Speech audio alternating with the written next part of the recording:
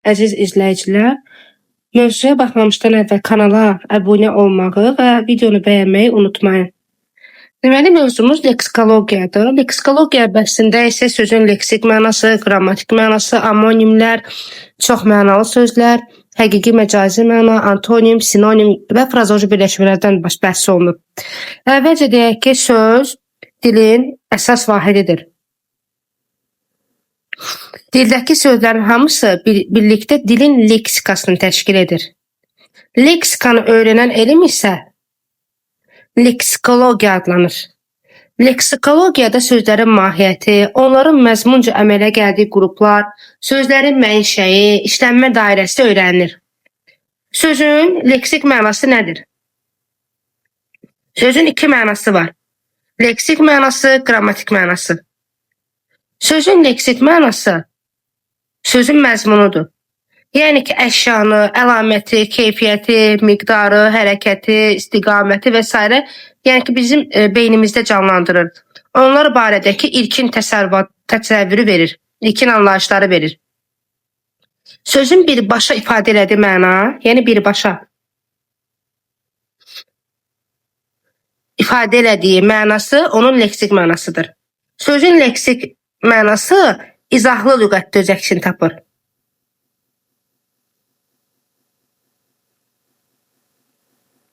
Və əsas nitq hissələrinə aid olan sözlərin hamısının leksik mənası var.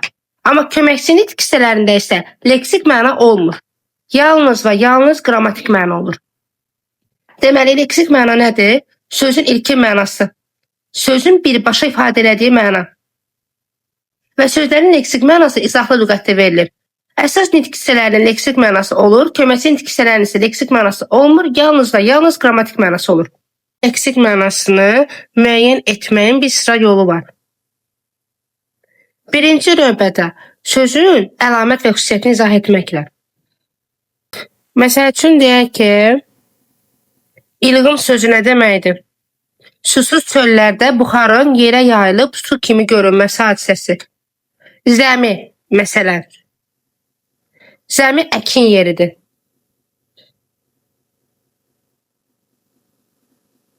Yəni, bir sözün nə ifadə elədiyini, əlamətini, xüsusiyyətini izah etməklə biz onun leksik mənasını öyrənə bilərik. İkinci,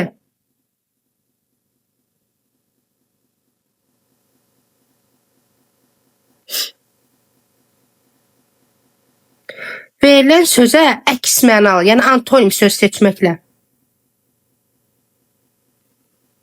Məsəl üçün, dost, düşmən, ağ, qara və s. Verilən sözə yaxın mənalı bir söz seçməklə, yəni sinonim.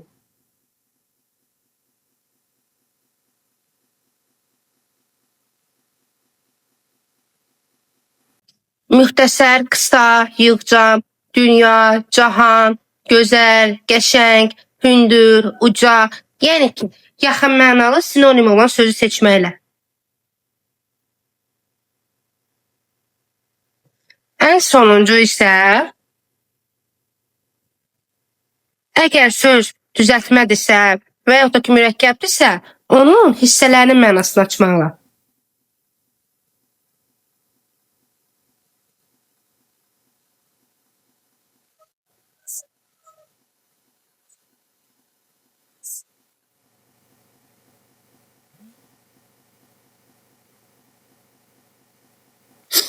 Məsəl üçün,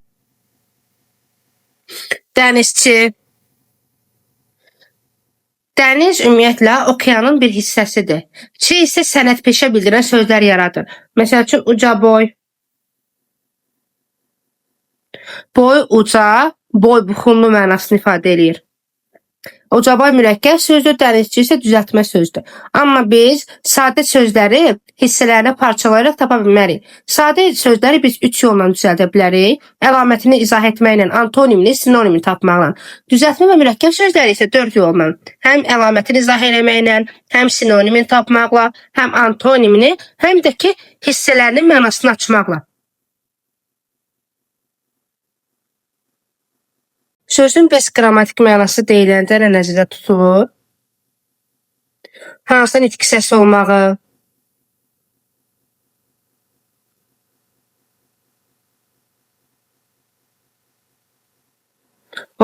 daha sonra nitq hissəsi kimi hansı xüsusiyyətlərə malik olmağı.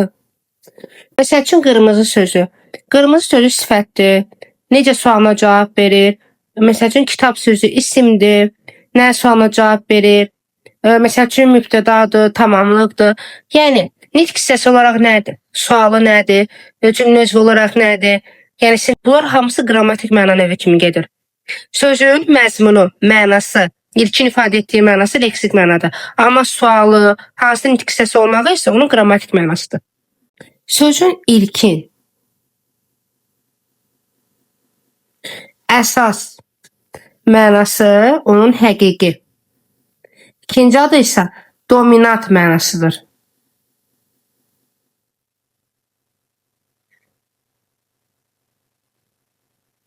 Mənasıdır. Sonradan qazanılan ikinci məna isə, yəni törəmə məna isə onun ikinci mənası, yəni məcazi mənasıdır. Məsələn, getmək sözünü götürək. Evə getmək həqiqi mənadadır.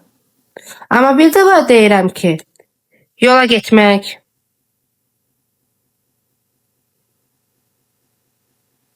daha sonra fikrə getmək. Bunlar isə bu ikisi məcazi mənadadır. Diqqətli olmaq lazımdır. Mən yolu getmək demirəm. Yolu getmək olsaydı həqiqi olardı. Yola getmək iki nəfərin bir-biri ilə anlaşmasıdır. Yola getmək məcazidir. Və yaxud da bəzi ifadələr var ki, onlar iki cür başa düşülə bilir. Həm həqiqi, həm də məcazi mənada. Məsələn, deyirəm ki, yüngül adam.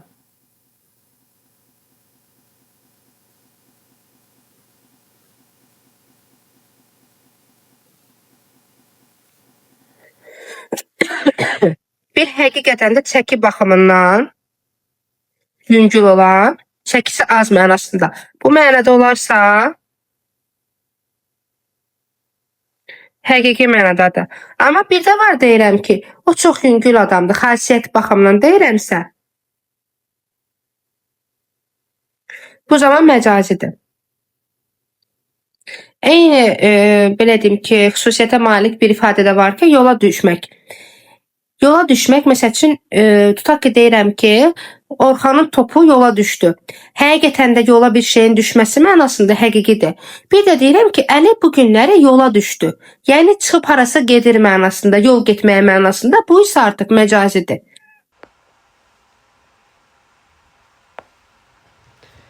Yalnız əgər bir leksik mənası varsa sözlərin, o zaman bu sözlər tək mənalı sözlərdir. Məsəl üçün, çörək,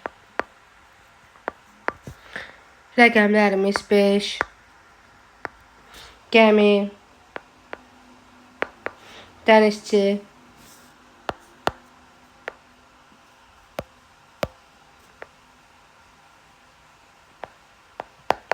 yəni bir leksik mənası olan sözlərə tək mənalı sözlər deyilir. Və çox mənalı sözlər nədir?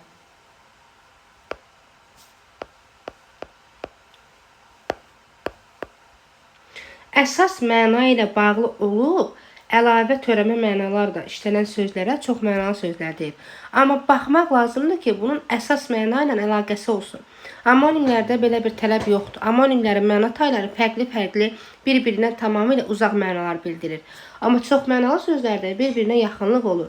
Və ən çox, məsəl üçün, bədən üzvlərimizlə bağlı olan sözlərimiz var ki, məsələn, göz, insanın gözü, bulağın gözü, boğaz, İnsanın boğazı, çəkmənin boğazı, məsəl üçün ayaq, insanın ayağı, kəndin ayağı, stulun ayağı. Yəni ki, amonimlərin fərqi budur ki, əsas məna ilə bağlıdır. Əsas mənadan çox da uzaqlaşmır. Məsələn, insanın üzü, südün üzü. Amma ki, Məsələn, üz sözünü biz amonim kimi də işlədə bilirik. Üzmək feili və insanın üzü. Yəni ki, bir-biri ilə heç əlaqəsi olmayan, tamamilə uzaq mənalar ifadə edir. Buna görə də bu amonimdir. Amma insanın üzü ilə südün üzündə nisbətən yaxınlıq olduğu üçün çox mənalılıq var. Və eyni zamanda çox mənalı sözlərin qrammatik mənası da eyni olmalıdır. Bir tay isimdirsə, digər də isimdir. Amma amonimlərdə fərqli qrammatik mənalara malik ola bilər. Məsələn, üz sözü elə. Bir tay isimdir, bir tay da feildir. Məsələn, çəkmək sözü. Kəndiri çəkmək, həqiqətən datmaq mənasında. Çəkmək. Bu həqiqi mənadadır. Bir də deyirəm ki, dərd çəkmək.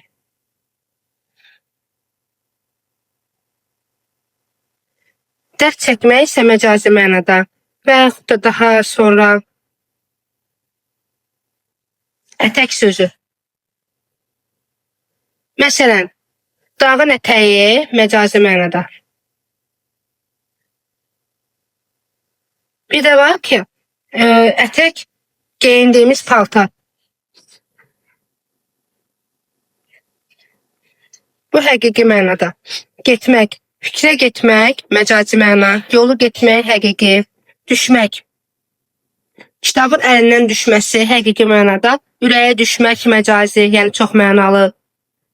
Biri ilə mənaca əlaqəsi olmayan sözlərdən ibarət olur. Ümumiyyətlə, mənaca bir-birinə tamamilə fərqlənir. Deyilişi, yazılışı, vurğusu, amma ehtiyatlı olmaq lazımdır ki, o sözlərdə ümumiyyətlə deyiliş, yazılış, vurğu, başlanğıc forma,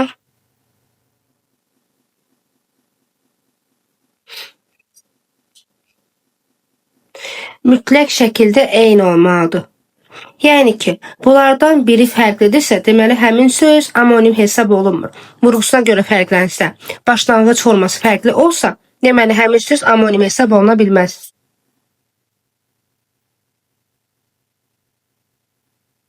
Daha sonra, amonimlərin əsas xüsusiyyətləri.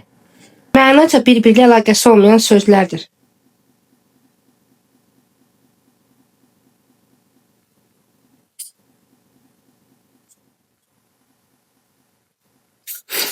Uzaq sözlər. Üçün götürək şam sözünü. Şam, bir, axşam mənasını ifadə edir. Bir də ki, ağac, şam ağacı. Bir-biri ilə tamamilə uzaq mənalardır. Daha sonra, amonimləri təşkil edən sözlər həm eyni, həm də müxtəlif diksiyası ola bilər. Məsəl üçün,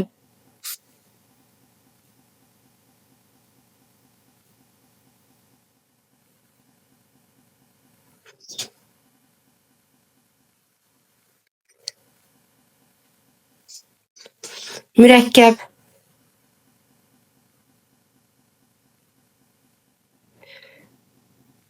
mürəkkəb bir sifətdir. Mürəkkəb çətin, qəliz, dolaşıq. Bir tay isə isimdir.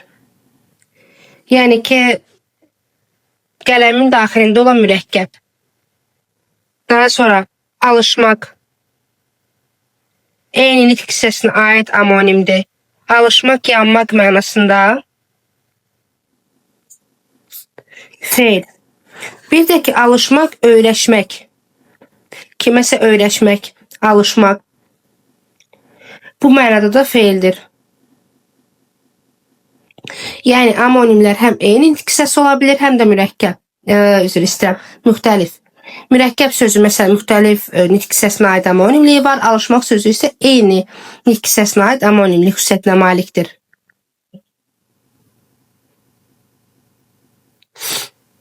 Amonimlər ümumiyyətlə iki qrupa bölünür.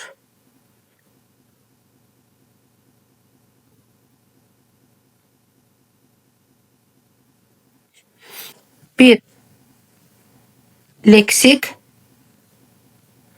2, qrammatik.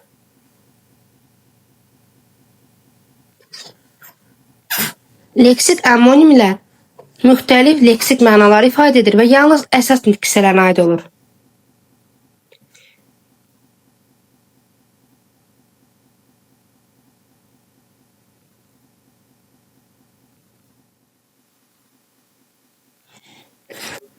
Ancaq əsas nitq hissəsinə aid olur. Qrammatik amonimlər isə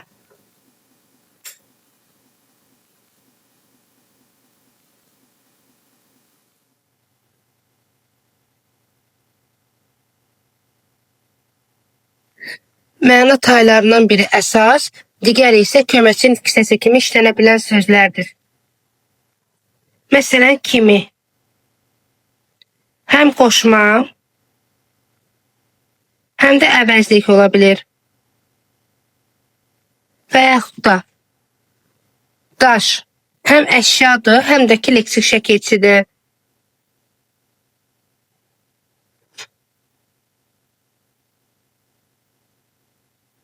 Və yaxud da ki köməkçi nitq hissələri də öz aralarında homonimlik xüsusiyyətinə malik olur. Məsələn, ancaq sözü həm bağlayıcıdır, həm də ədatdır. Biz bunu ancaq və ancaq leksik amonim yox, qrammatik amonim götürürük. Amonimlər bəzi xüsusiyyətlərinə görə, məsələn, yazılışla deyiliş ceyin olmasına, müxtəlif mənalar bildirməsinə görə çoxmənalı sözlərə bənzəyir. Lakin çoxmənalı sözlərdən fərqli olaraq amonimlər həqiqi mənada olur.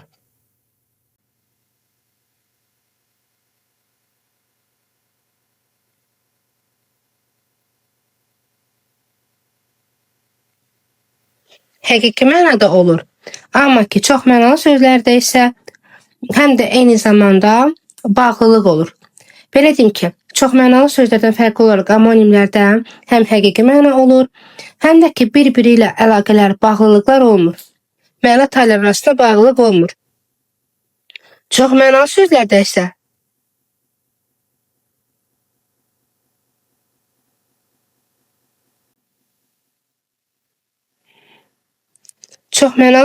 isə bağlılıq məcburidir.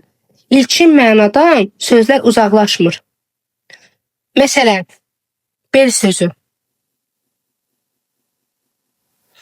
İnsanın beli,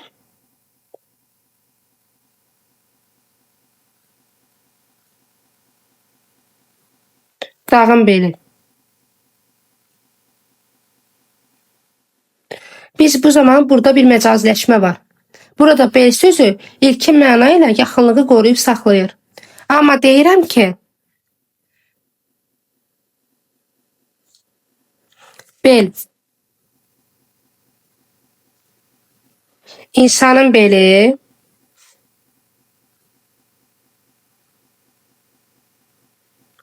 bir də ki, yer qazan bel.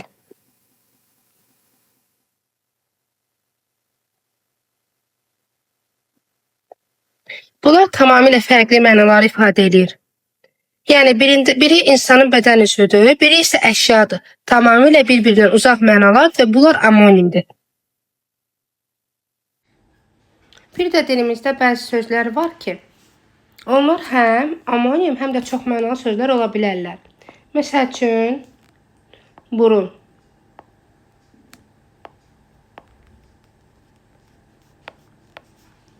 Məsələn, burun sözü coğrafiyada termindir. Bir də ki, insan bədən üzvüdür. Bu baxımdan yəni fərqli mənalar ifadə eləyir və amonimdir. Bir də var deyirəm ki, ayaqqabının burnu və insanın burnu. Bu baxımdan mənalar yaxındır deyə çoxmənalı sözdür. Daha sonra dil. Məsələn, deyirəm ki, pianinanın dili, insanın dili. Bu çoxmənalıdır. Bir də var dil, bizim danışdığımız dil, Azərbaycan dili, İngilis dili, bir də daxili orqanımız. Bu mənada amonimdir. Daha sonra qol sözü. Ağacın qolu. Bu mənada və insanın qolu mənasında çoxmənalıdır, yaxınlıq var. Bir də var ki, bizim imza çəkdiyimiz qol, futbolda qapıya vurulan qol, insanın qolu tamamilə fərqli mənalardır. Ona görə də amonimdir. Məsələn, tutmaq sözü. Tutmaq, sir tutmaq və ya da kimisə tutmaq. Əgər bir sözdə məcazilik varsa, bu tutmaq sözün məcazi olduğundan dolayı çox mənalıdır. Amma deyirəm ki, yediyimiz tut, bir də kimisə tut. Bir tay isim, bir tay da feil. Burada isə amonimliyi özünü göstərir. Çünki yadda saxlayaq ki, amonimlər fərqli nitq hissəsi ola bilər. Amma çox mənalı sözlər isə mütləq məna tayları eyni nitq hissəsi olmalıdır. Səslənməsinə görə bir-birinə oxşar bəzi sözlər.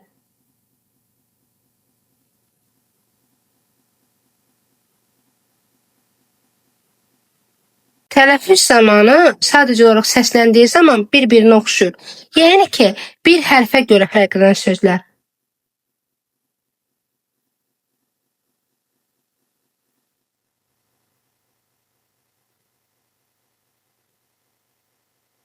Məsələn, qəlb, qəlb.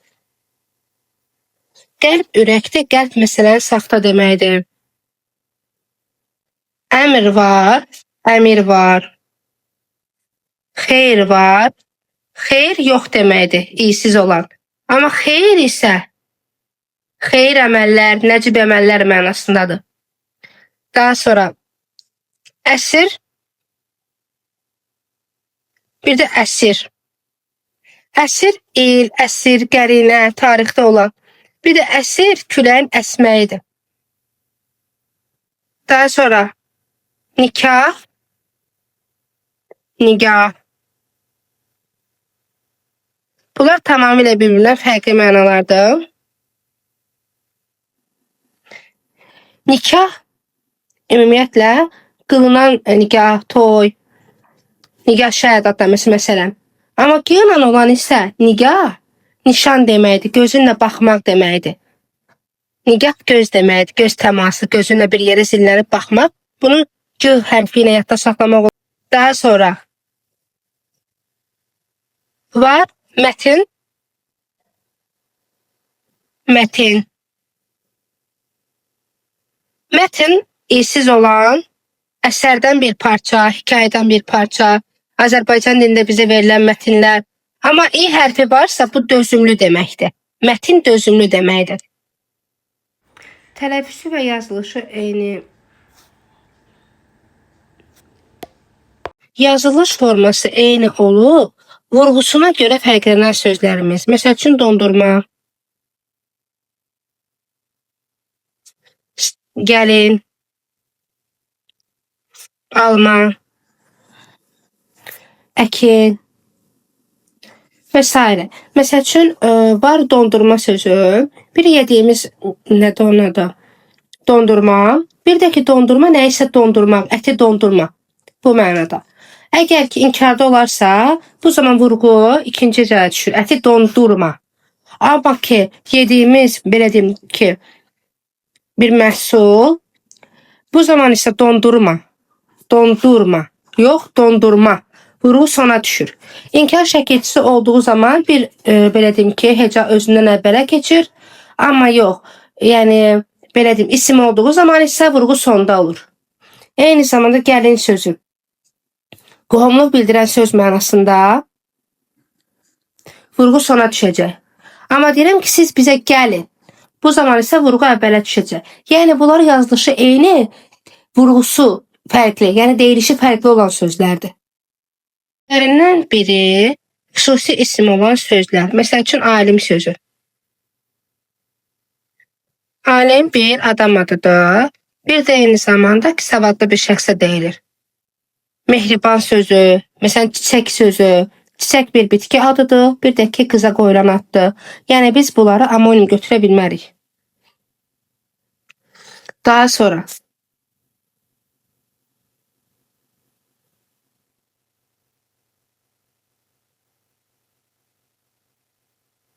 tələffüzü də, yazılışı da eyni, başlanğıc formalı müxtəlif olan sözlər. Yəni yazılışı,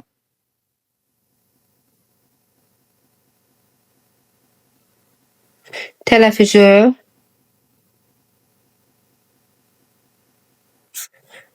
eyni olan başlanğıc forması fərqli.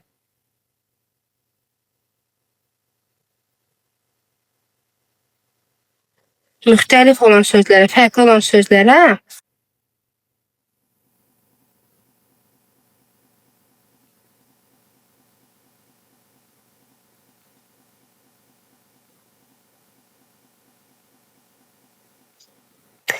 Amonim yox, amma form deyilir. Yəni ki, bunları biz amonim götürə bilmərik. Məsəl üçün deyirəm ki, evdə birə var. Bir də deyirəm ki, Orxan 2-ni 1-ə vurdu.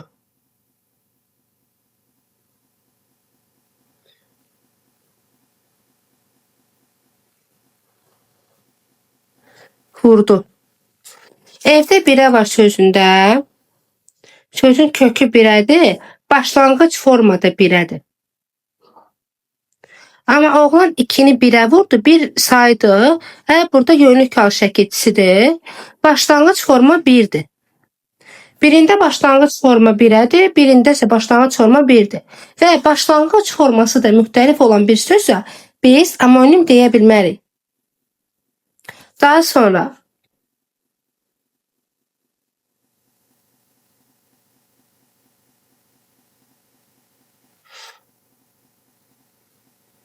yazılışı eyni, tələffüzü fərqli olan sözlər.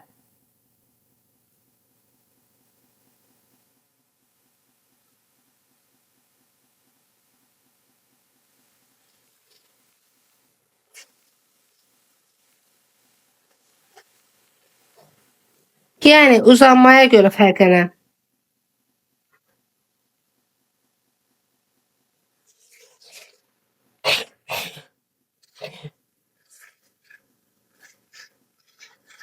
Yazılışı eyni, tələffüzü fərqli olan, uzanmaya görə fərqlənən sözlər.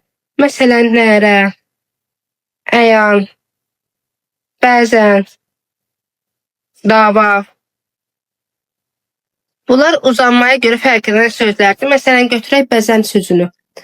Əgər uzanma yoxdursa, bu zaman feildir, bəzənmək feili. Məsəl üçün, sən bugün salonda bəzən. Bir də var ki, bəzən.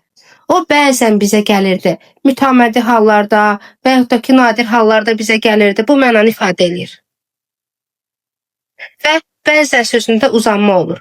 Uzanması olur da, olmur da. Dava sözü bir dərman mənasındadır, amma uzanma olan zaman isə dalaşmaq, vuruşmaq mənasını ifadə edir. Nərə sözü bir balıq növüdür, bir də ki, Koroğlunun nərəsi, qışqırtısı, bağırtısı mənasında.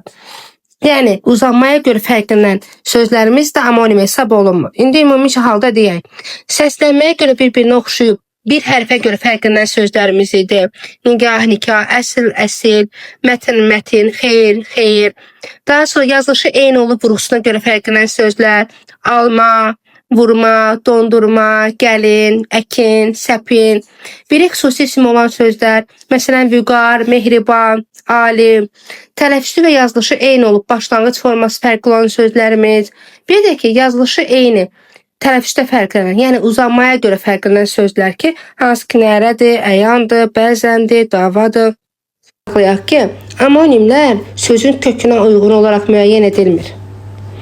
Amonimlər başlanğıc formaya görə müəyyən edilir. Bir nümunə yazmaq istəyirəm.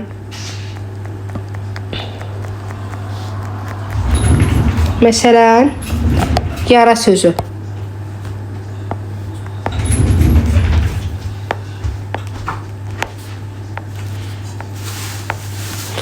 Məsələn, onun əlində yara var.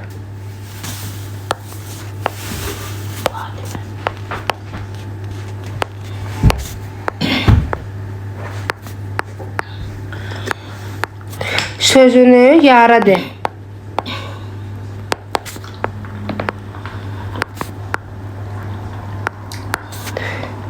Hamının işinə yara.